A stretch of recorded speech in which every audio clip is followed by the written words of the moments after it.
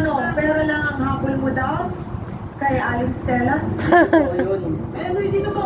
Ba't napaganahan mo? Oo. Hihingi ka ng pera to. Pagbilang-bilang mo lang eh. Nanay mo nagbibigay.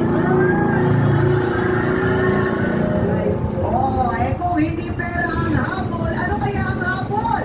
Baka naman may pag-ibig talaga si Kuya Joseph, eh nahuhusguhan na natin siya kagad. Huwag naman kayong ganyan. But John, tingnan natin sa pagbabalik. Kikilalanin natin si Joseph at baka nga love niya si Ate Stella. Magbabalik po ang Face to Face. Pero nung naging kayo ni Stella, Steve, hindi mo ba naisip kasi napag-alaman ko medyo may malaking agwat ang edad ninyo. Hindi ka ba parang nailang?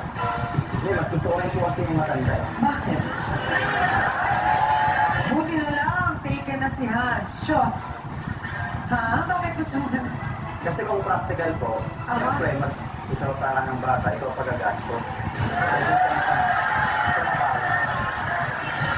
Aba, may pagkapatalino ang batang ito sa ibang paraan, ha?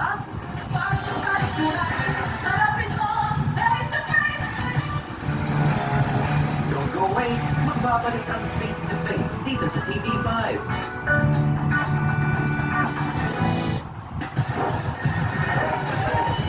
Puno-puno nga po ng sama ng loob si Ate Stella.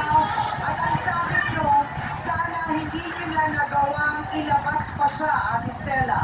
Sabi naman niya, nung paglabas niya, naging maayos po ang pagsasama ninyo. Kaya